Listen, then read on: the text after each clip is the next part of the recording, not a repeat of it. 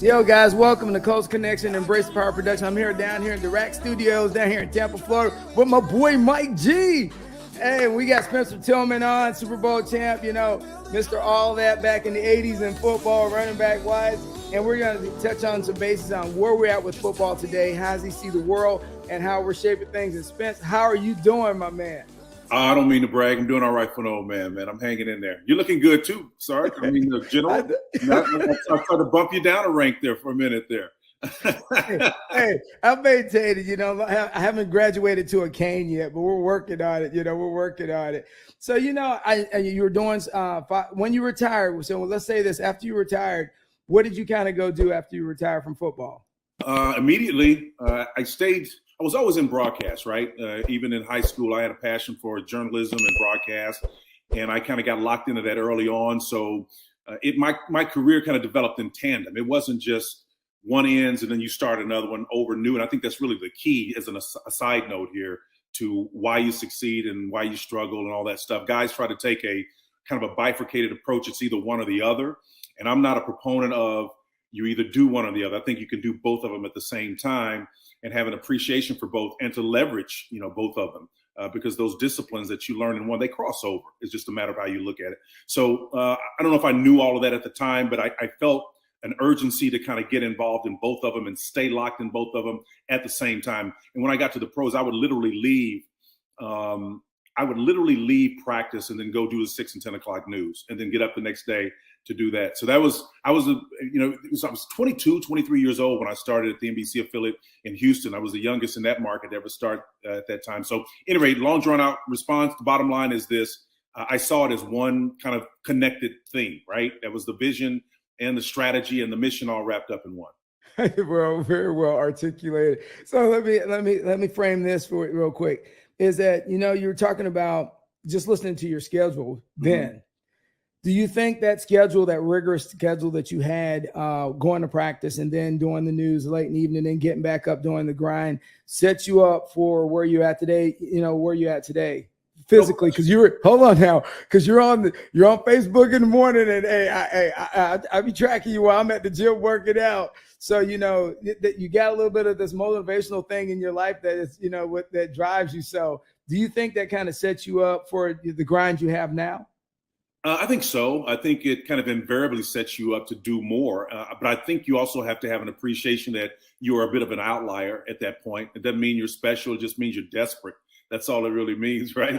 It means you're aware of the vulnerability. We used to laugh and talk about what the NFL actually meant. And we had one general manager that used to talk about the NFL actually stands for not for long, right? That was our edict, man. That was our modus operandi. We just understood that it was not going to be for long. 2.3 years if you're a running back, you get in there and you're out. So everything you did, your head was on a swivel, man, and you were, you know, it's not like being in the theater, right, where bullets are flying, but it's close. It's close enough, right? At least to the extent that it can affect the way you prepare. So that's the way I approach the game. Oh yeah, you know, I can actually contest to that because I remember the first day we went to our first general officer meeting and they had all the generals in there and the 4 stars and 3 stars in there. And the first things out of General Milley's mouth was, just so you know, 50% of y'all will retire at the rank you're sitting there right now. Yeah, so let me just be up front. Go ahead and start your exit strategy now. And so I was like, well, hey, at least they're up front about letting you know that we're going to retire young. So, you know, after working in broadcasting and going through the gridiron life yourself, the 1980s, from the 1980s to now, what stature and athletes do you see the difference in when you came through the time that you played at Oklahoma to do you see now the football players now? Because, and I'm going to let you speak on this, but my struggle is I coach high school football and I see we've become so specialized in sports because I was like a 3-star, you know, athlete. You know, I played multiple sports my whole life. And what it did was it gave my body a break. Mm-hmm. It gave me, even though I left football, I went over and played baseball, or then I ran track or did something else. It gave my body a break, or I was playing basketball. Do you see being a year-round athlete now, like 7-on-7? Do you think the stature of these athletes, they have to have a different mindset? What's your thought process on this? That's a fantastic question. And the way you framed it, I think really allows me to go into what I believe is the key to managing it. You know, it's like being in theater. you respond to what you have, you go in with a plan. But as you know, no plan survives first contact, right? That is true. When you get in there, you get punched in the mouth. All of a sudden, you got to adjust to that. So the paradigm shift, the inflection point, was when suddenly the pressure was ratcheted up, and we had off-season jobs. We knew what a W-2 was. We understood who FICA was, and we understood they were not foreign enemies. We understood what those people were taking the money out of the check, right? So today, the cultural shift is the pressure is so great on these coaches that they are demanding more of these players, and that means more time is committed to it. Well, the downside of that is when that end comes, and it will come, the cheering will stop. There is a major struggle. There was always going to be one because of the commitment that sport requires anyway, the inherent commitment.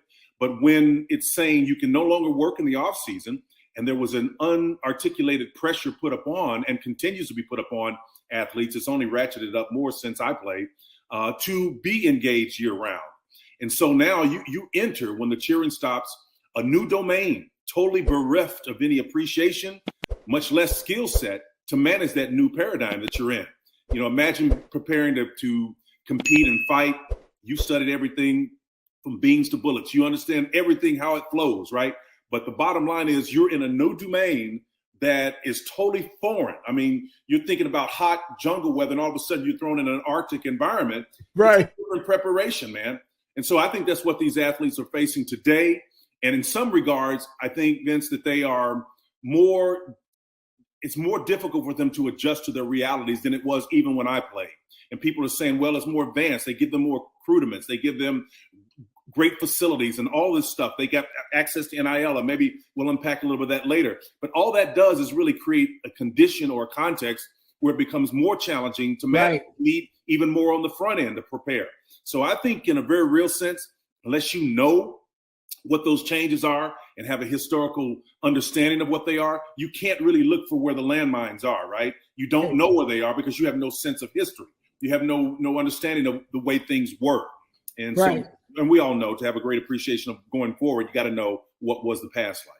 Well, you're bringing up a great point, and then I'm gonna let Mike chime in here, but you're bringing up a great point as today's athletes, when you actually sit down, and even myself, when I talk to my varsity players, and we're one of the big schools in Tampa.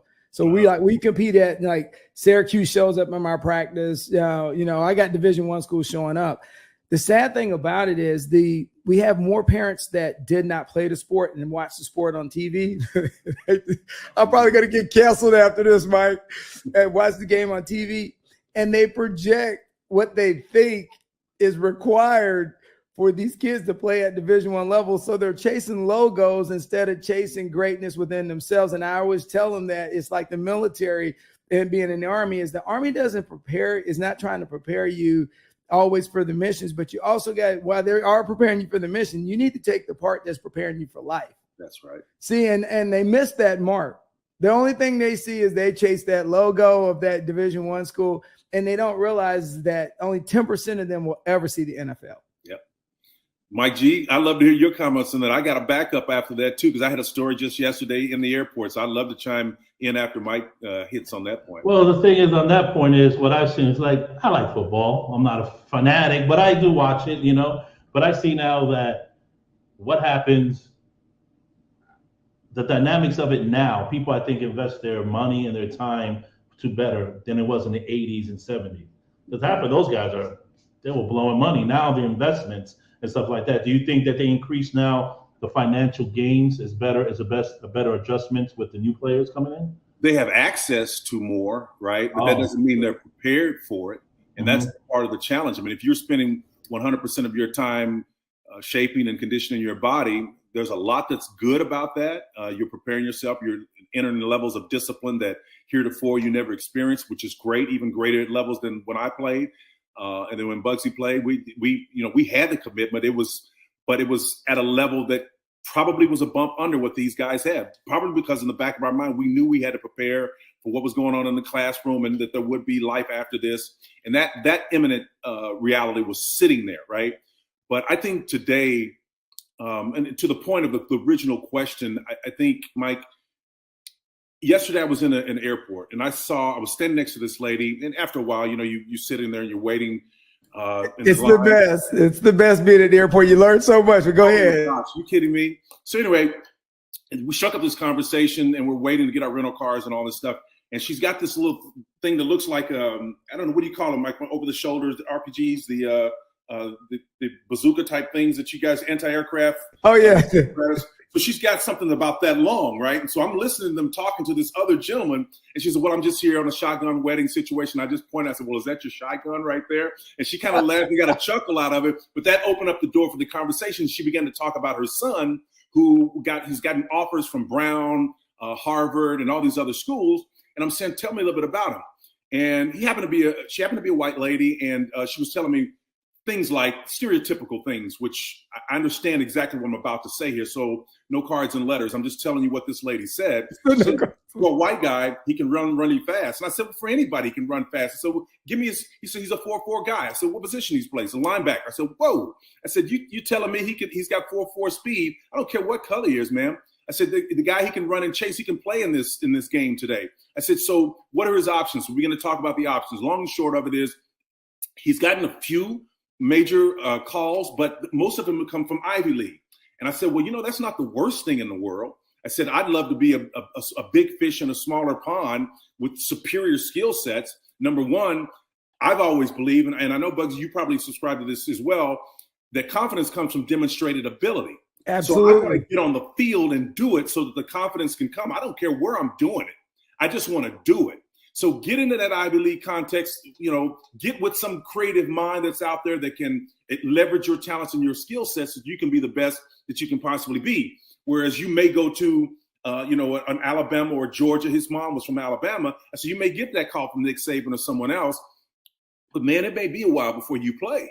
And so I would rather be a smart guy that plays well right now in an Ivy League school, knowing what's going to be on the back end. I'm going to get some access on the academic side of it. So anyway, that's kind of my take on that whole deal. It's my daughter and me had this conversation, and at first she fought me. She fought me. She got a scholarship to go play soccer in college, and she at first was like, the school's small, and she came out during COVID, so her options were limited because at D1s they gave everybody an extra year or 2 years, and the people that were injured. So you're really looking at players that got 2 more years added to their contract. So there's nowhere to go. And she's really good, and she had a struggle she had a little coaching conflict her senior year, and I was just like, look, we're gonna play club. You need to focus. So she got with a national team club guy named David Spillman out of Tampa, Clearwater. Mm-hmm. So he got her going. She played. She had a great season. She had like 13 goals. She played it out. So she got to this small school, and she had to go through some growing pains. But what I explained to her was this: is that you're playing. You're not sitting the bench. I said, I can't emphasize to you enough the importance of being able to be on the field and playing. Now they won the conference championship. She's going to be wearing a ring now, but she understands it now. But Spence, if you'd have talked to her the first 60 days, bro.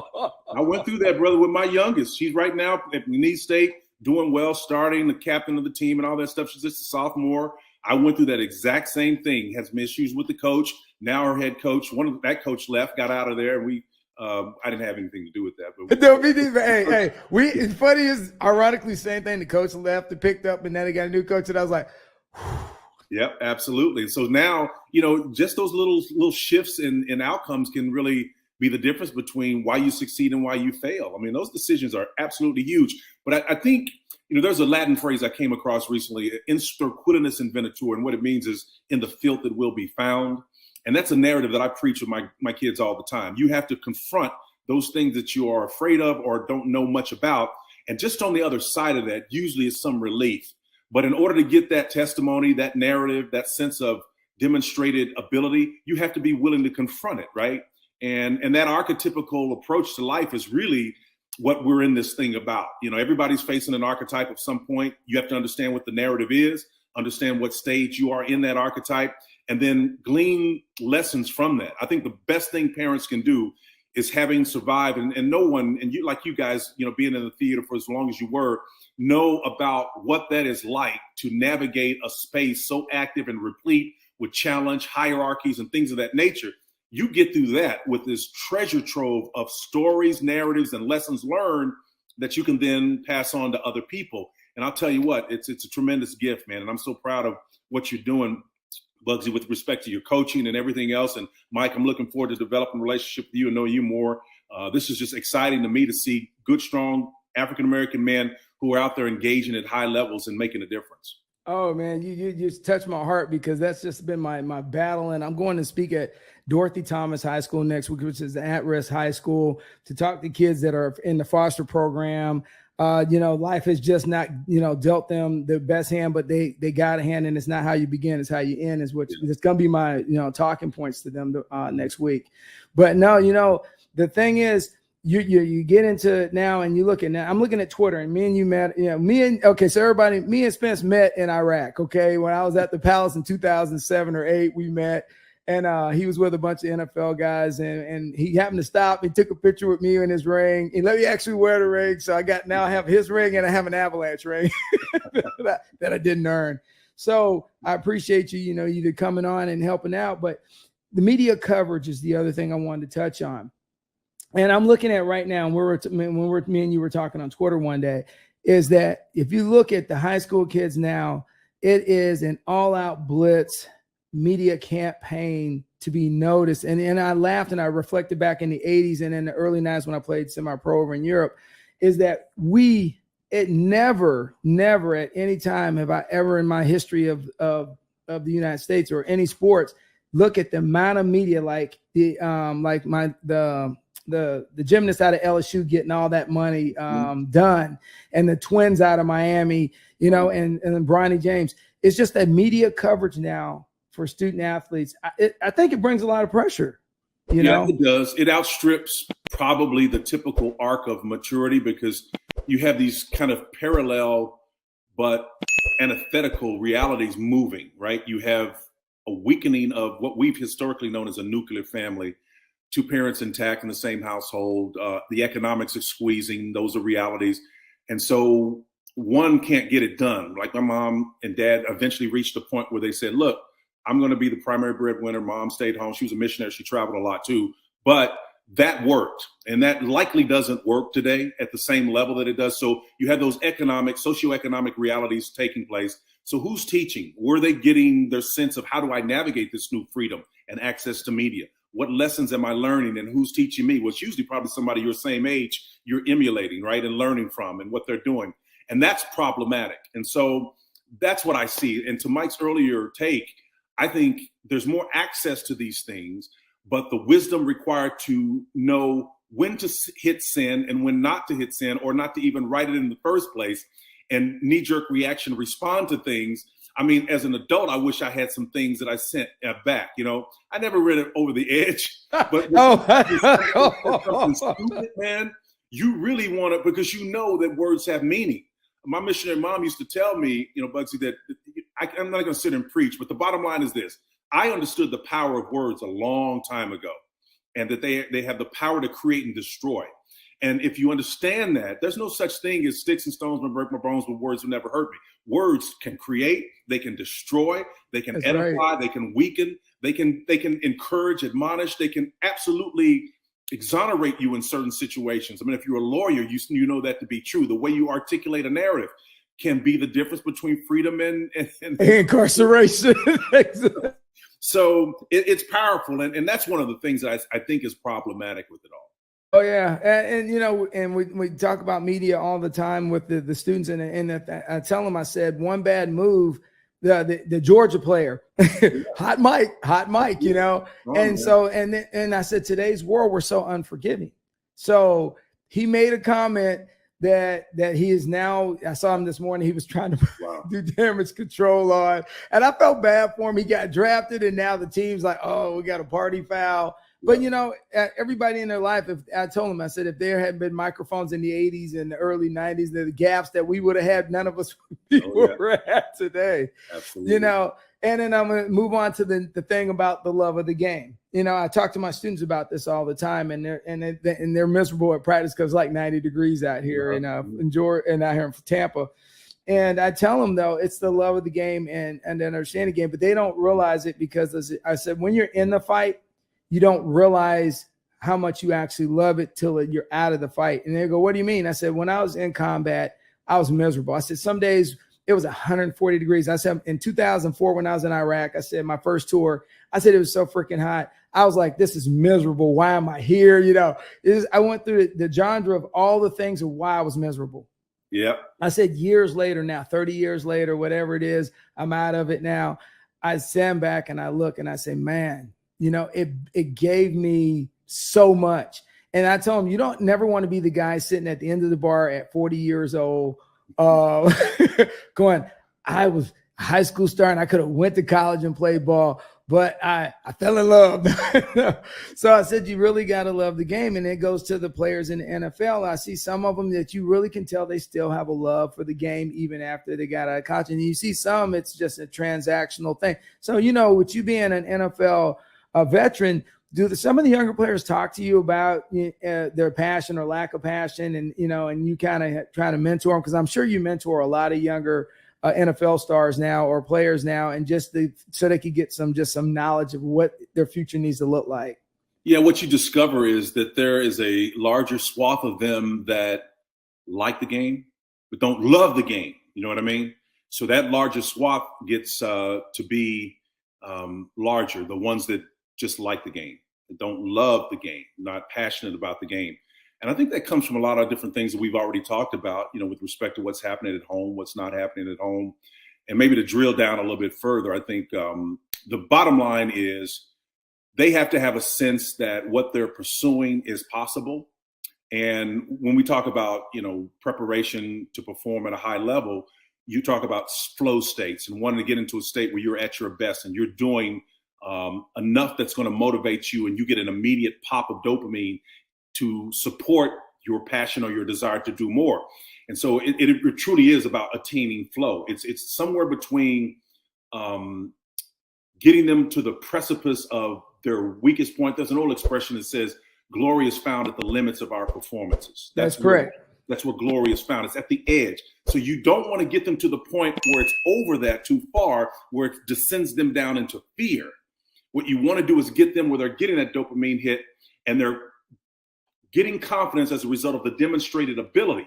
Now, the alternate is true as well. You don't want them all the way to that far side where it's too easy, they get bored. And that's the flip side of it, right? So The flow state is that place right in the middle, and you have to watch them. There's an old biblical proverb that says, train up your child in the way that they should go, and when they're old, they won't depart. That has nothing to do with discipline. So much wisdom in that thing. It's meaning that your child has a natural bent or inclination towards something, some gift, some talent. It's your job as a parent, our job as parents, to look at them, watch them, see where that bent is taking them, and facilitate their success as they move in that direction, okay? And watch what the coach scenario is like. Watch the skill sets, their ability to jump, run, whatever it is, and align those things with the possible position and even the sport at the macro level that they're involved in. And so being a parent is a much, much more comprehensive task than what people probably think. And I think that's one of the reasons why we struggle with it, because it involves more than just, having a baby and just watching it and, making sure it's fed. It's more than that, much more than that. So we have to prepare. And then again, to kind of take a look at the nugget that you're showing right now, that the vector sum of focus, we have to have the ability to understand what those core values lead us to. The energy is going to naturally flow when it's connected to those core values. The courage to confront the countervailing forces of culture and things of that nature. Talent in a world of 8 billion people, you have to have some appreciable thing that separates you from the others that are out there and have access to information technology that allow them to collaborate and compete at high levels. And you have to be organized, right? And then you have to have resources. And that's not just money. That's about people, access to people like yourself who have this treasure trove of historical experience that they can bring to bear on your future. These young kids that you're going to be speaking to, and are dealing with every single day. And that's, to me, the essence of what our experience is all about, leveraging those experiences for the benefit of others. Oh, man, you're preaching to the choir. I tell people all the time that you cannot put a price tag on relationships and good relationships. Yep. And I preach that on a regular basis. And I always tell people you need to build your network. I met Pat LaBelle in the airport one day. And it was funny thing is I was the only person that recognized her. She's standing right like in the middle of Tampa Airport, and everybody's just walking by with their heads down and their phones. And to me, being a military guy, head on the swivel, right. I go, "Hey, Patty LaBelle, can I get a picture with you?" And as soon as I took a picture with her, her publicist came over talking, and everybody starts to run over. And she goes, "Well, I'm done." And she leaves and gets on the plane. And the guy goes, "How did you recognize?" I said, "Because my head wasn't down in my phone. I was looking up. I'm a situational awareness because there's always an opportunity to network with somebody." That's right. That's a strong lesson right there. I'm gonna take that. Like that. I like that, man. Because you don't see it. You don't recognize what you don't see. Your head's not on a swivel, man. That's good stuff right there. Oh, yeah. And so the last one is, all right, so we've watched the development of high school sports now. And with high school players now being on the cusp of being able to get NIL and being able to be paid in high school, because, I mean, Bronny James is one of the highest paid high school players in the country. Yep. And then Archie Manning's grandson, but he's in college now. And then when you start looking at the Twins in Miami and Dunn down in LSU, and you see these things starting to transcend, not just in college anymore. They're actually they're being attacked at the high school level if you become a 5-star athlete. How much do you think it's going to change the game? Because the problem is, I told some of the student athletes on my team, you're not the problem. You're working your butt off every day at practice, and you should get paid for what your worth is.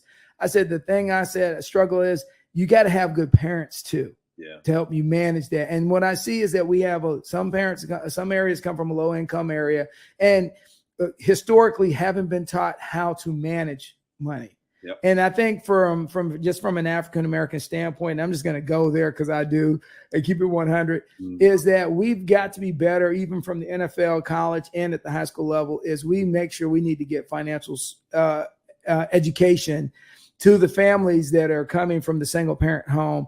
Yep. And not going out and buy cars. It's heartbreaking to see someone make $1 million within like 2 or 3 years and it be gone in 2 or 3 years after they get done. And I know the NFL is doing a lot of things to try to help the players coming in the league, but I think we need to start attacking things a little earlier than that. But go ahead, Spence. Yeah, I think we do need to attack it earlier, but to your point, legacy is really what's at the heart of that in terms of a solution.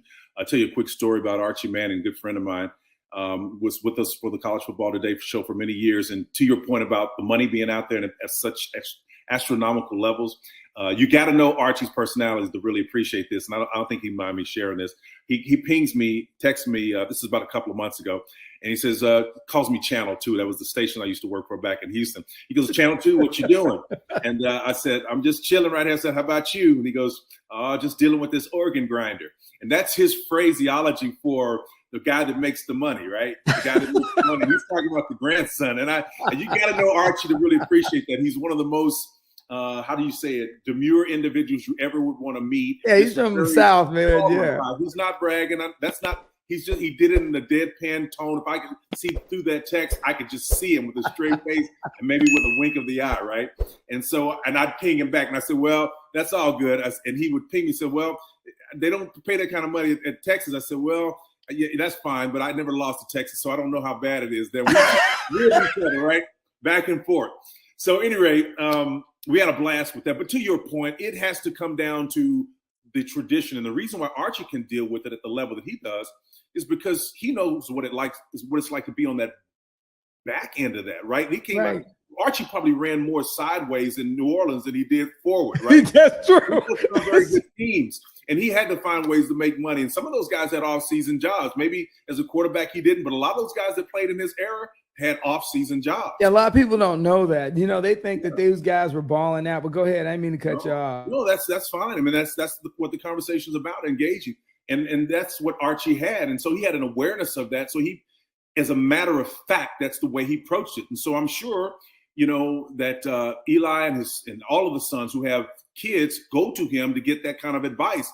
And it's not there in the generations that you mentioned previously. African-American communities are just now getting into that space where they have enough of a legacy to be able to reference those things. And, there's plenty of us that have been in the arena, but we need to be integrated back into this new context that we're in right now so that we can leverage that legacy to have better outcomes.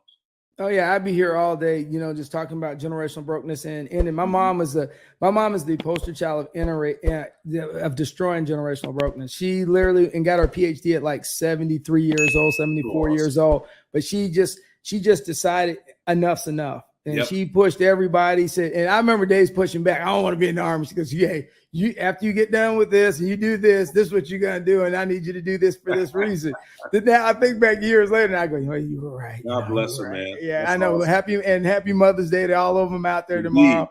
Definitely. Hey, Mike, before we pop out of here, man, what you got, bro? Mr. Spencer, it was great meeting you, man. We gotta do a part 2. I mean, we can keep it going. You guys are very informative. You guys are football. I mean, we see you in Fox. Check him out, everybody. He's the man. I mean, hands down. Let's go. The pleasure's mine. And Bugsy, thank you for the invite and love to talk. Listen, I know you got a wealth of information too. There's so much out there that we can collaborate on. Yes. Better place. And we're going to do it, man. I've got my fingers crossed. All right. So before we get out of here, man, if somebody wants to get in contact with you, Mike, throw up his contact real quick. If they want to, get you to come speak, they want to get you on their show.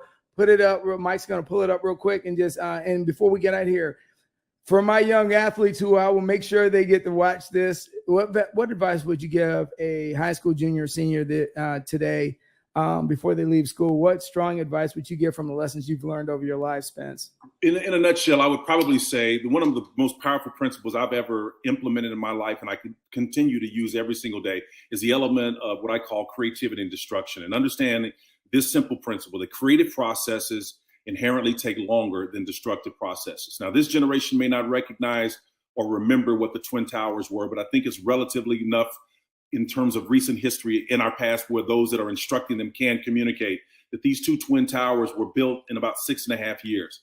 And there's no way that you shorten that cycle to build that. You go 12 stories down and then stories up, and you put the tower on number 2 6.5 years later. Well, 2 airplanes flown into those buildings brought them down in less than 90 minutes. And so the idea is it has to go from cognitive understanding to behavioral transformation. That is to say, okay, Mr. Tillman, I understand the concept. The buildings took 6.5 years to build, but they came down in 90 minutes.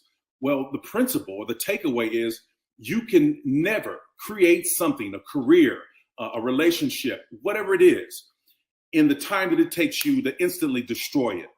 But the key is to move the truth of that principle from cognitive understanding to behavioral transformation. So here's the linchpin or the bridge. That truth of the principle has to dictate who you associate with, where you go, where you spend your time. All of it passes through the filter of understanding that that relationship represents a manifestation of the principle of creativity and destruction. If you go with somebody who's loose, doesn't have strong morals, they're probably going to end up doing something that implicates you in it. You're going to get in trouble as well. Understand that your life is a creative process, and it will take far longer to resurrect it should something go wrong than it does to create it from scratch. It is an immutable aspect of reality that creative processes inherently take longer than destructive processes. If I can get every youth to understand that and to bury that in their heart and to move that from just understanding in their head to behavioral transformation, we're going to be on our way.